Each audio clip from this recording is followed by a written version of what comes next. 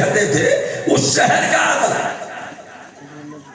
اللہ کے حبیب کے جسم مبارک کا کوئی حصہ، جسم مبارک کے حصوں میں کئی قسمیں ہو سکتی ہیں. ایک تو نبی کریم کا جسم کا کوئی عضو ہو، حصہ ہو، جیسے داڑھی کے بال جسم کا حصہ، پھر الگ ہوا، جس کو منہ مبارک کہتے ہیں. بولیے نا کیا کہتے ہیں؟ کیا کہتے ہیں اسے؟ منہ مبارک. اور ایک وہ حصہ نبی کے جسم کا جو نبی کے جسم میں داخل تو نہیں ہے بلکہ وہ عارض ہے، جیسے جبہ مبارک. سبحان اللہ. اللہ کے حبیب کا جبہ وہ جسم تو نہیں ہے لیکن جسم سے لگا ہے. کچھ دیر کے لیے اسے جسم سے قربت اور صحبت حاصل ہو گئی ہے.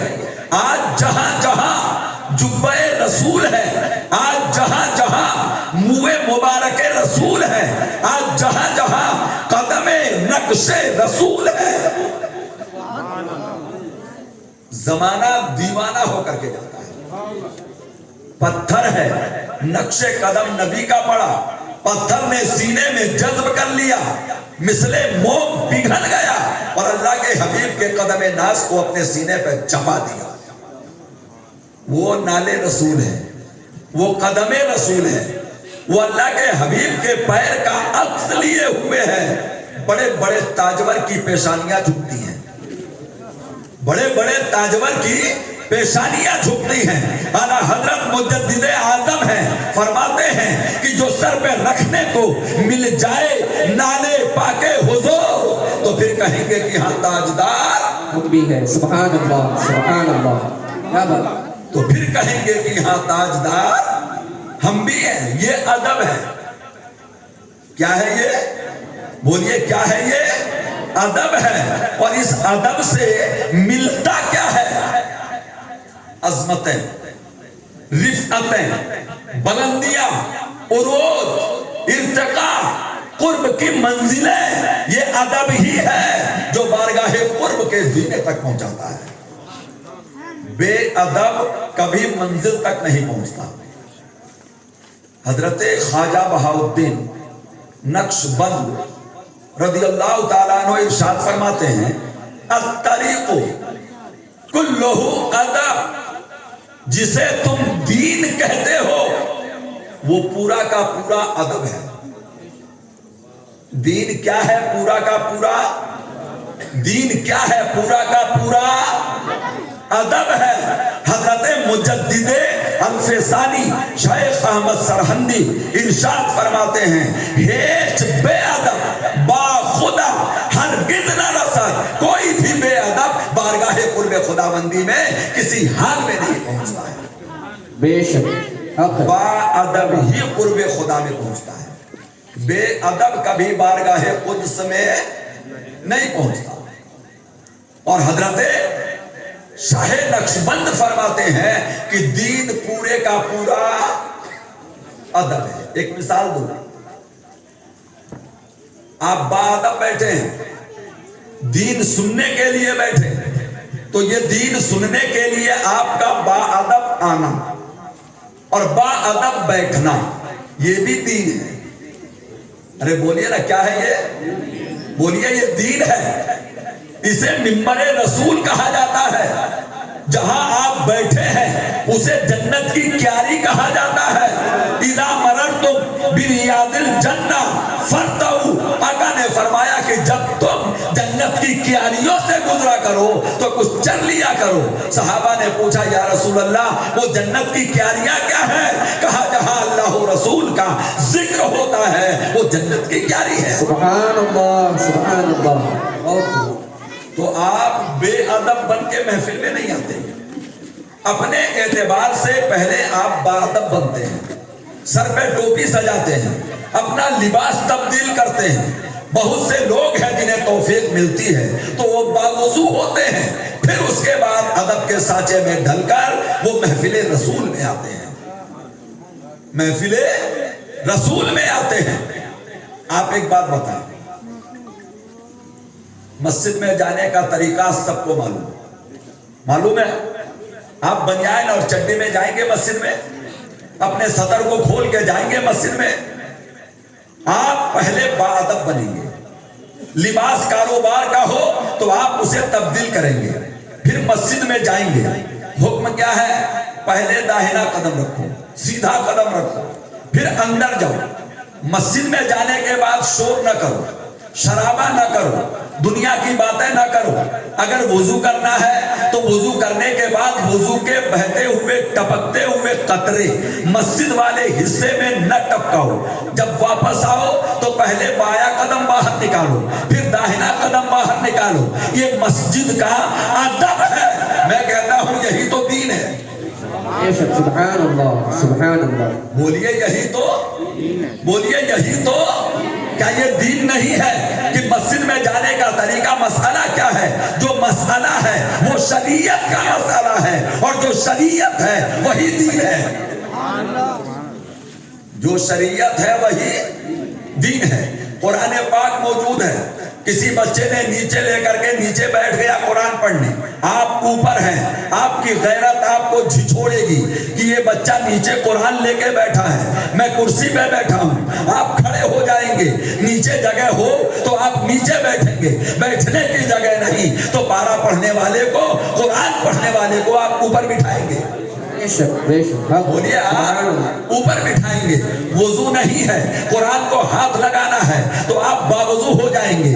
تلاوت کرنا ہے، جسم پہ کپڑے نہیں ہیں تو آپ کپڑا پہنیں گے، سر پہ ٹوپی سجائیں گے. ہم کہتے ہیں یہ قرآن کا ادب ہے. عالم سے پوچھو، یہی تو دین ہے. سبحان اللہ سبحان اللہ. یہی تو، بولیے نا یہی تو دین ہے. نماز کا ادب ہے، وہ نماز کے مسائل کہلاتے ہیں. روزے کا ادب ہے، وہ روزے کے مسائل کہلاتے ہیں. حج کے آداب ہیں، وہ حج کے مسائل کہلاتے ہیں.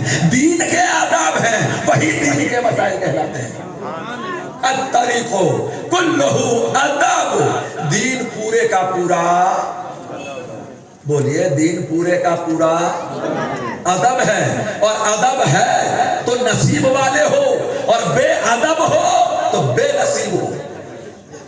ادب ہی سے انسان انسان ہے. ادب جو نہ سیکھے وہ حیوان ہے.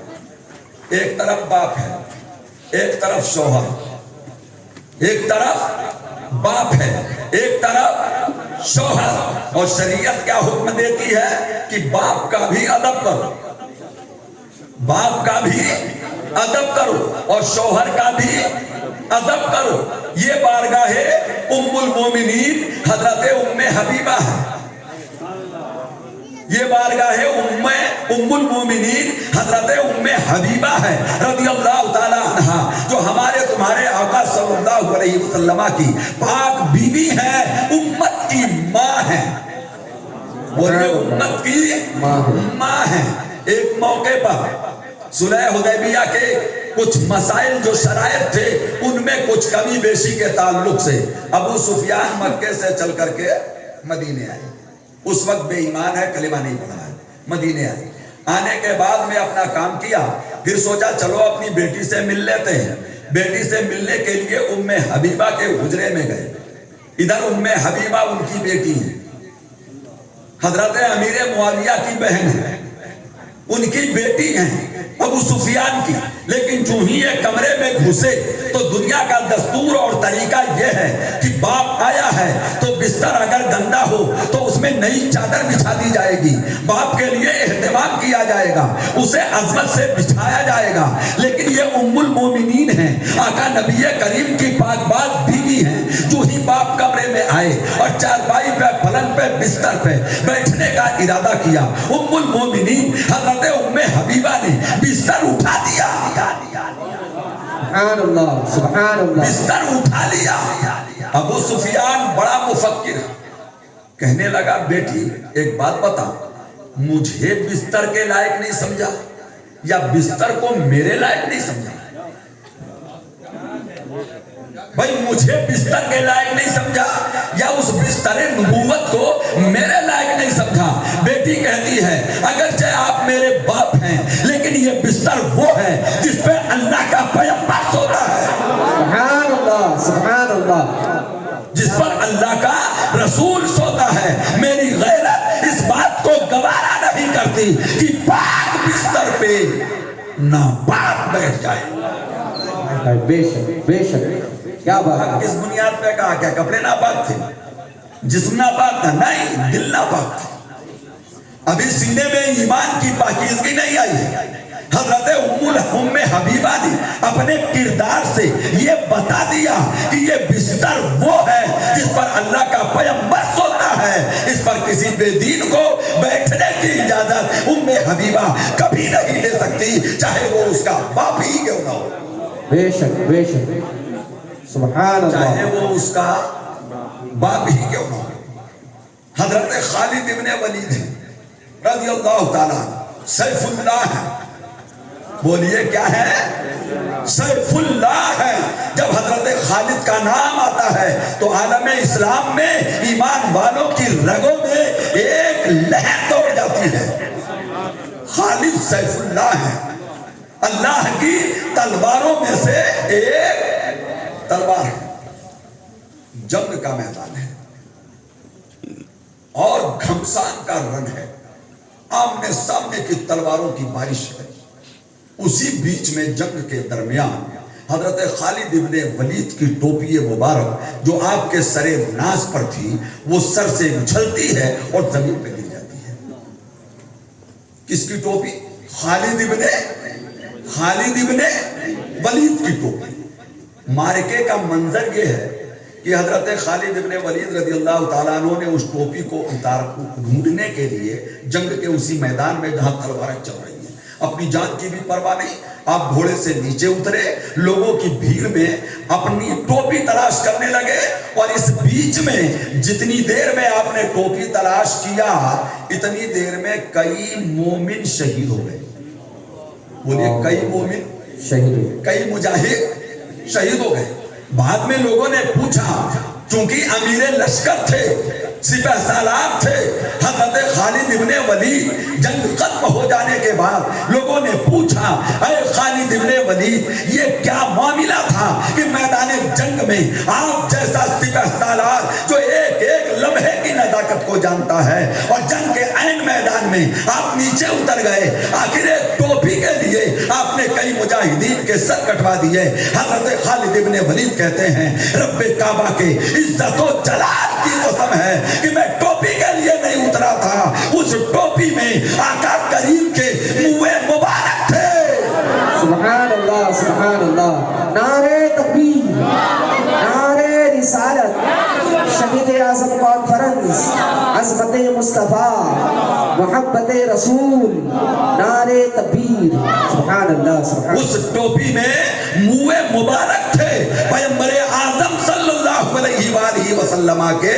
اس کے ادب میں کہیں وہ پیروں کے نیچے نہ آ جائے. یہ وہی عظمت والا بال ہے جس کے فیضان سے خالد سیف اللہ کہلاتا ہے. سبحان اللہ سبحان اللہ. کیا بات ہے، بہت خوب. سبحان اللہ. تاریخ بھی بتاتی ہے کہ بعد میں خالد ابن ولید جب ٹوپی سر پہ رکھ کر کے اٹھتے ہیں تو ایک طرف تو ادب پورا ہوا اور دوسری طرف جلال بڑھ گیا، اس لیے کہ کئی مجاہد شہید ہو چکے تھے. پھر تلوار نے وہ کام کیا کہ میدان جہاد کو فتح کر لیا. سبحان اللہ سبحان اللہ. یہ ادب ہے. حضرت ابو محذورہ ایک صحابی ہیں رضی اللہ تعالیٰ، صحابی رسول ہے ابو محذورہ رضی اللہ تعالیٰ.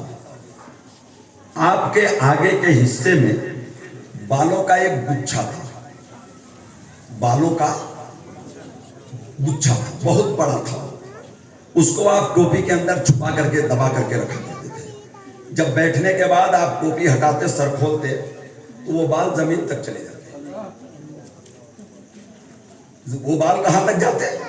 زمین تک. پورے سر کے بال چھوٹے اور وہ چھوٹا سا ایک گچھا تھا جو بڑا. سارے بال کٹا دیتے لیکن اس گچھے کو نہیں کٹاتے. آپ کی بارگاہ میں عرض کیا گیا کہ سرکار یہ بال رکھنے کا کون سا طریقہ ہے؟ یا تو سنت مصطفیٰ میں آپ زلفیں رکھیے جو آپ کے دوش مبارک پہ لہرا جائیں، جو آپ کے دوشے مبارک پہ لہرا جائیں.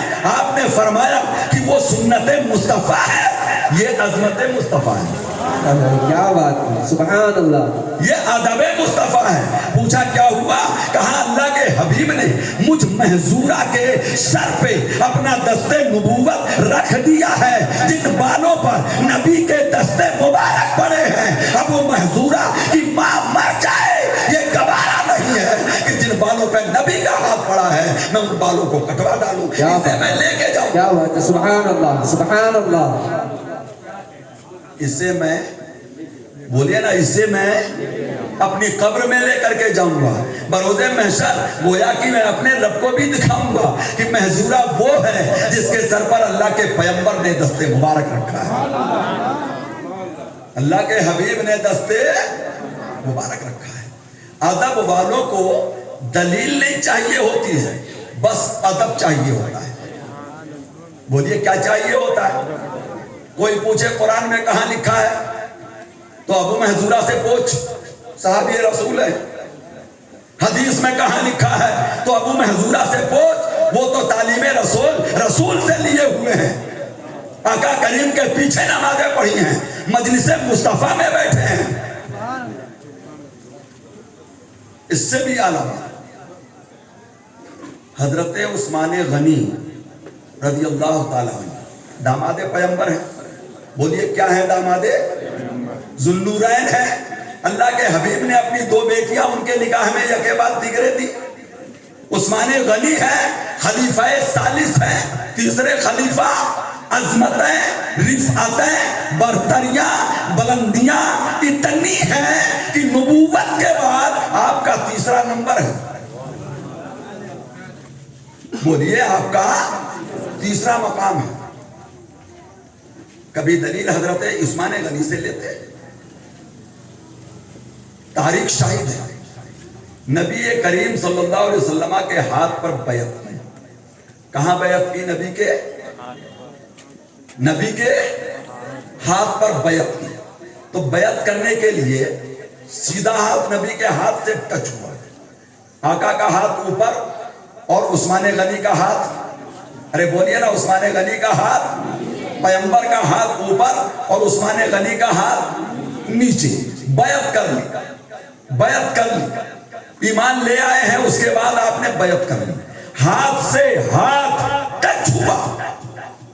تاریخ شاہد ہے حضرت عثمان غنی کی اتنی لمبی عمر کہ تقریباً 80 یا 84 سال کی عمر میں آپ کا وصال ہوتا ہے, لیکن جب تک باحیات رہے, بیعت کے بعد سے لے کر اپنی زندگی کے آخری دن تک اپنے سیدھے ہاتھ سے اپنے شرمگاہ کو ہاتھ نہیں لگایا. کیا بات, ہاتھ نہیں لگایا. لوگوں نے پوچھا سرکار ایسا کیوں؟ کہا میری غیرت ایمانی اس ادب کو بے ادبی تصور کرتی ہے کہ جو ہاتھ نبی کے ہاتھ سے لگا ہے اسے میں شرمگاہ کو لگاؤں. کبھی اپنی شرمگاہ کو ہاتھ نہیں لگایا.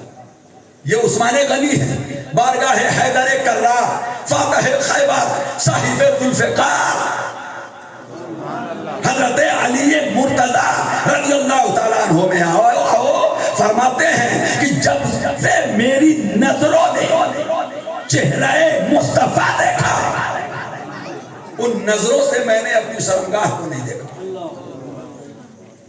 ان نظروں سے میں نے کبھی شرمگاہ کو, اپنی ہی شرمگاہ کو میں نے کبھی نہیں دیکھا.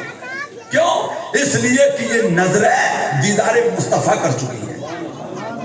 ان نظروں نے محبوب کا دیدار کیا ہے. یہ ادب ہے جو تاریخ صحابہ میں ہمیں بطور مثال سینکڑوں کی تعداد میں سے 2-4 ہم نے آپ کے سامنے رکھے ہیں. با ادب با نصیب اور بے ادب بے نصیب. حضرت امام مالک بارگاہ رسول میں ہی رہا کرتے تھے, مسجد نبوی میں ہی آپ درس حدیث دیا کرتے تھے. آپ رہنے والے بھی مدینہ ہی کے تھے. جب حدیث میں نمبر آتا تو کہتے کہ قال قال رسول اللہ, کہتے اس گنبد والے آقا صلی اللہ علیہ وسلم نے ارشاد فرمایا. انگلی کا اشارہ بارگاہ رسول میں کرتے. انگلی کا اشارہ بارگاہ رسول میں فرماتی، مجھ سے فلاں نے کہا، مجھ سے فلاں نے کہا، مجھ سے فلاں نے کہا، اور ان سے اس گنبد والے مصطفیٰ نے کہا. جب حدیث بیان کرتے ہیں، آپ کا طریقہ یہ تھا کہ جب کوئی آپ کی بارگاہ میں آتا تو اندر خبر جاتی کہ کوئی شخص آپ سے ملنے آیا ہے، تو آپ باہر کو خبر بھیجتے کہ اس سے جا کر کے پوچھو کہ وہ کوئی دین کا مسئلہ پوچھنے آیا ہے یا میرے آقا کریم کی حدیث سننے آیا ہے. دونوں جملوں کو غور سے سنیے گا. مسئلہ، وضو میں کتنے فرض ہیں؟ مسئلہ. غسل میں کتنے فرض ہیں؟ مسئلہ. کیا ہے یہ؟ مسئلہ. دین کی بات. تو باہر سے اندر جانے والا اگر یہ کہہ دیتا کہ وہ دین کا کوئی مسئلہ پوچھنے آئے ہیں تو آپ جس حال میں ہوتے اسی حال میں باہر آ جاتے اور بیٹھک میں بیٹھ کر اسے دین کا مسئلہ بتا دیتے، دین کا مسئلہ بتا دیتے. اور اگر خادم نے اندر جا کے یہ کہہ دیا کہ آنے والا اللہ کے حبیب کی حدیث سننے آیا ہے، اللہ کے حبیب کی حدیث سننے کے لیے آیا ہے، تو آپ فرماتے کہ اسے ادب سے بٹھا دو. پہلے آپ غسل فرماتے، پھر دوسرا کپڑا زیب تن کرتے، پھر خوشبو لگاتے، پھر درود پڑھتے ہوئے باہر آتے، پھر اگربتی سلگا دی جاتی، ایک ممبر بچھا دیا جاتا، اس ممبر پر آپ بیٹھ جاتے، ادب کے ساتھ ادب کے سانچے میں ڈھل کر کملی والے مصطفیٰ کا پیغام سناتے. سبحان اللہ، سبحان اللہ، سبحان اللہ. بہت خوب. سبحان اللہ. حدیث مصطفیٰ کے لیے یہ اہتمام ہوتا، اور جس چوکی پہ جس مسند پر بیٹھ کر آپ حدیث پاک سناتے اس پر صرف حدیث پاک سناتے، اس کے علاوہ آپ اس مسند پہ کبھی نہیں بیٹھتے. سبحان اللہ. یہ اہتمام تھا حضرت امام مالک کا. حضرت امام مالک کا یہ اہتمام تھا، اتنا اہتمام کہ یہ اللہ کے حبیب کا کلام ہے، اللہ کے رسول کا پیغام ہے، اللہ کے رسول کی بولی ہے، اسے سنانے کے لیے ادب چاہیے. اسے سنانے کے لیے بڑی مشہور روایت ہے، علماء بھی جانتے ہیں، خوب مشہور ہے. آپ درس حدیث دے رہے تھے، ایک بچھو آیا، اس نے آپ کے پیٹھ پہ چڑھ کر کے ڈنک مارا. آپ نے حدیث کا درس نہیں روکا، اس نے دوبارہ مارا، آپ نے درس نہیں روکا، تیسری بار ڈنک مارا، آپ نے درس نہیں روکا، یہاں تک کہ اب چہرے کے رنگت بدلنے لگے ہیں لیکن کوئی حرکت نہیں کر رہے ہیں آپ. کیوں؟ تاکہ حدیث رسول بیان کرنے میں کوئی بے ادبی نہ ہو جائے، کوئی بے ادبی نہ ہو جائے. یہاں تک کہ اس نے 16 مرتبہ ڈنک مارا. کتنی مرتبہ ڈنک مارا؟ 16 مرتبہ اس نے ڈنک مارا، یہاں تک کہ درس حدیث کا سبق پورا ہوا. اس کے بعد جب آپ کے خادموں نے آپ سے پوچھا سرکار ماجرا کیا ہے، چہرے کا رنگ پیلا ہو گیا، آپ نے فرمایا میرا جبہ اتارو، اندر بچھو ہے جو ڈنک مار رہا ہے. یہ امام مالک ہے اور یہ حدیث پاک کا ادب ہے، یہ حدیث پاک کا ادب ہے. قاضی وقت نے چلتے ہوئے راستے میں آپ سے حدیث پوچھ لی، کھڑے کھڑے آپ نے فرمایا کہ اس کو جیل میں بند کر دو. لوگوں نے کہا حضور وہ قاضی صاحب ہیں، تو آپ نے فرمایا اسی لیے تو جیل میں بند کروا رہا ہوں. اگر کوئی عام آدمی ہوتا تو اسے سمجھا دیتا، یہ قاضی وقت ہے اور ادب حدیث نہیں جانتا. چلتے ہوئے راستے میں حدیث مصطفیٰ مجھ سے پوچھ رہا، اس کو قید کرو. ایک عالم نے کھڑے کھڑے آپ سے حدیث پاک کا کوئی مفہوم پوچھ لیا، آپ کو جلانا گیا، آپ نے فرمایا اسے 20 درے لگائے جائیں. کتنے درے؟ 20 درے لگائے جائیں اسے. یہ حدیث کا ادب نہیں جانتا. ادب ہے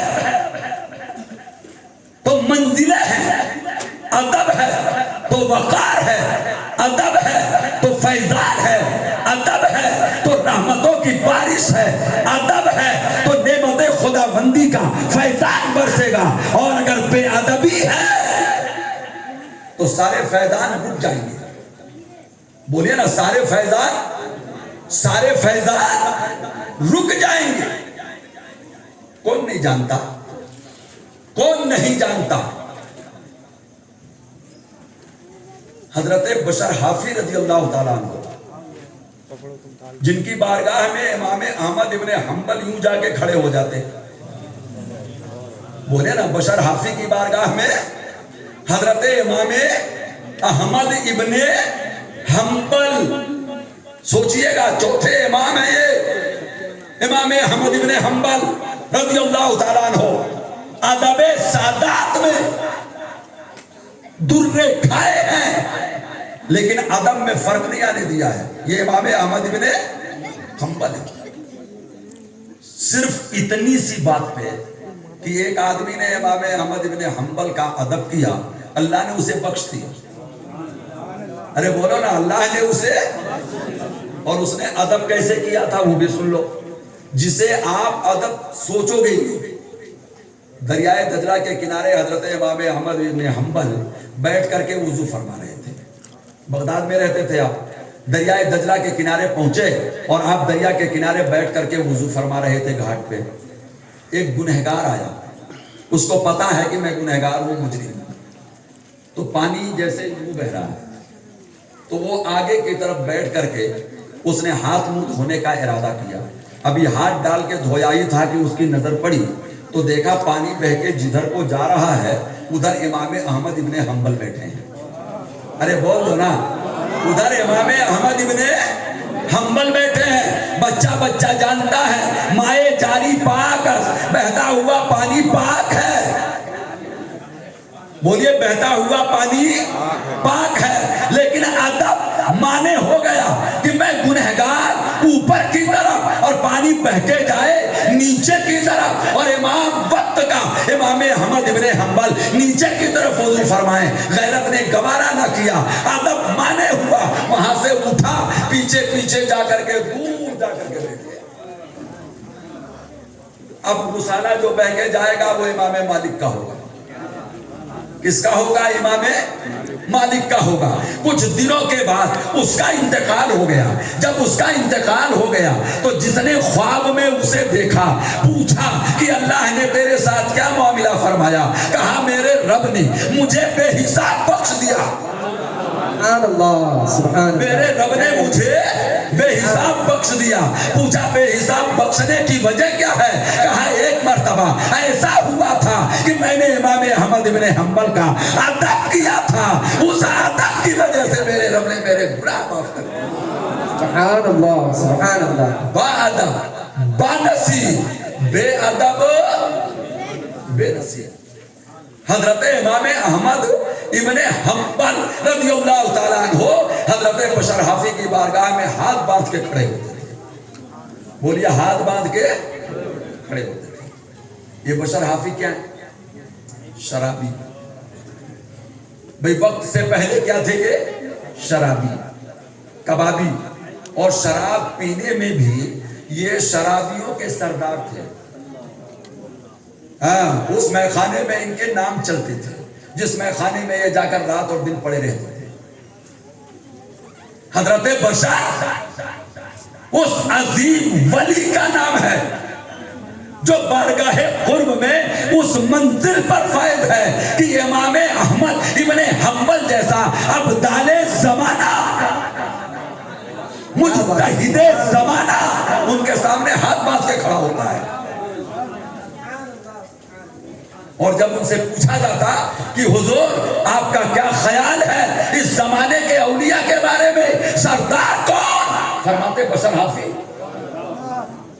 کیا فرماتے؟ بشر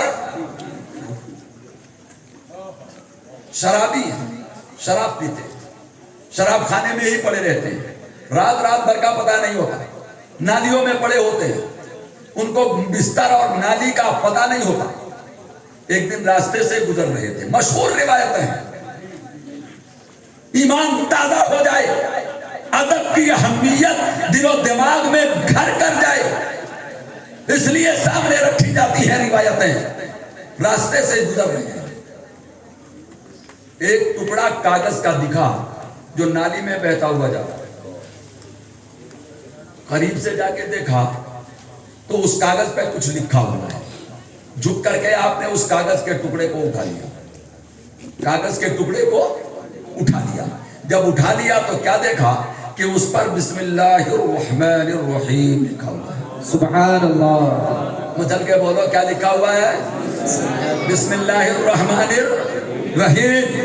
ये जुमले इसलिए बता रहा हूं, आज हमारे घरों में कुरान बोसीदा हो जाता है, मदरसों में मकतबों में कुरान पाक बोसीदा होकर अपनी उम्र पूरी कर लेता है, उसके टुकड़े बिखरे हुए होते हैं, हम बेअदब होते हैं, उसका अदब नहीं कर पाते। ये कलामे इलाही का अदब है नहीं, बल्कि ये इसमें रब्बानी का अदब है।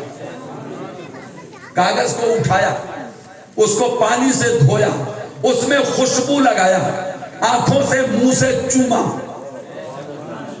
और चूम करके बुलंद मकाम पे रख दिया। सुभान अल्लाह। जहां बेअदबी ना होने पाए बुलंद मकाम पर उस पर्चे को रख दिया। रात हुई तो उस वक्त के वली कामिल की बारगाह में अल्लाह रब्बुल इज्जत की तरफ से इल्हाम हुआ, उठो और यहां से जाओ, बशर हाफी को तलाश करो। सुभान अल्लाह, सुभान अल्लाह। बशर को तलाश करो, जहां भी हो उसे अल्लाह का पैगाम पहुंचो, उसे अल्लाह का। जब उन बुजुर्ग ने ये ख्वाब देखा, इल्हाम आलमे ख्वाब में रब की तरफ से, तो सोचने लगे कि ये इख्तिलाज कल्ब होगा, कहां बशर जैसा आदमी और कहां अल्लाह का पैगाम। वो तो शराबी है, कबाबी है, ऐसा है वैसा है, कोई तवज्जो नहीं दी। दोबारा फिर इल्हाम हुआ, उठो, फिर भी आपके दिल में वही ख्याल आया। लेकिन जब तीसरी बार अल्लाह रब्बुल इज्जत की तरफ से वही आवाज आती है तो उठे और वहां से उनके घर पहुंचे। घर वालों ने कहा कि वो तो मैकदे में पड़े होंगे। कहाँ होंगे वो? तो बोलिए कहाँ होंगे वो? तो मैकदे में पड़े होंगे। वो वहां से चल करके मैकदे का पता पूछ करके मैकदा पहुंचे। जब मैकदा में पहुंचे तो वहां पूछा कि बशर कहाँ है? लोगों ने कहा शराब पी करके मस्त पड़ा है, शराब पी के मस्त पड़ा है।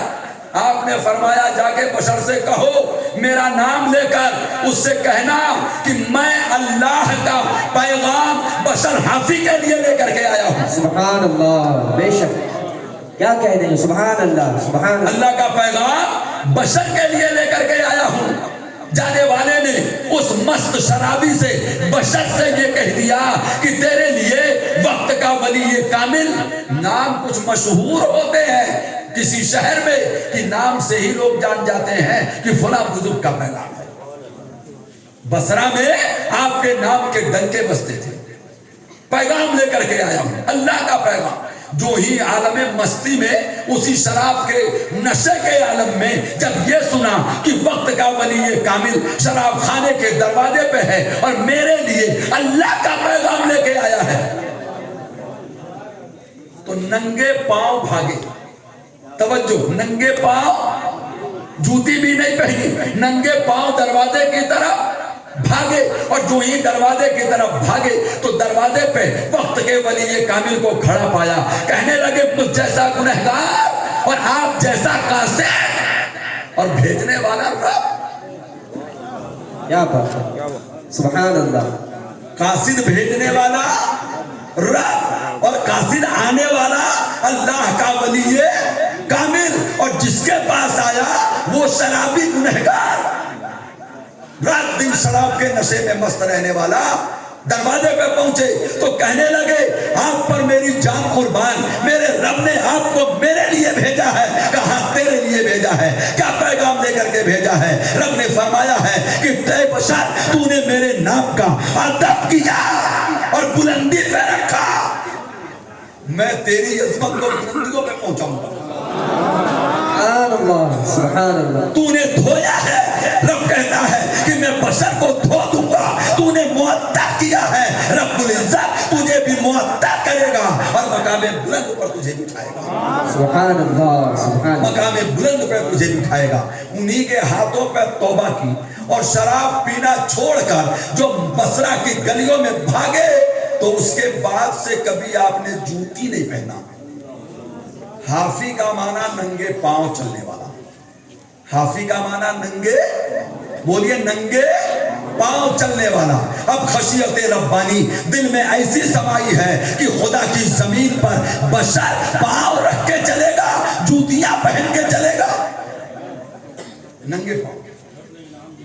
तारीख शाहिद है, हजरत बशर जब तक जिंदा रहे बसरा में उन गलियों में जहां से आपका गुजर होता था, किसी जानवर ने न कभी लीद किया न कभी पेशाब किया। गोया कि आपके पाकीज़गी की वजह से बसरे की गलियां पाक हो गई। सुभान अल्लाह, सुभान अल्लाह, क्या बात है। बसरे की, बोलिए बसरा की गलियां पाक हो गई। हजरत बसर तो पाक हुए ही सही, आपके पाकीज़गी के सदके में बसरा पाक हो गया। और आपकी निगाहे की मियां असर से, आपके नजरे विलायत से लाखों दिल पाक हुए, लाखों दिल पाक हुए। वक्त के इमाम अहमद इब्ने हम्बल जैसे लोग आपके दर के गदा बन करके खड़े हुए। सुभान अल्लाह, सुभान अल्लाह। एक अदब था अल्लाह के इसमें गिरामी का, जिसने बशर जैसे शराबी को मकाम विलायत के चोटी पर पहुंचा दिया। बाअदब बानसी और बेअदब, बोलिए बेअदब बेनसी। एक रिवायत सुन लीजिए पहले। हारून रशीद की बीवी जुबैदा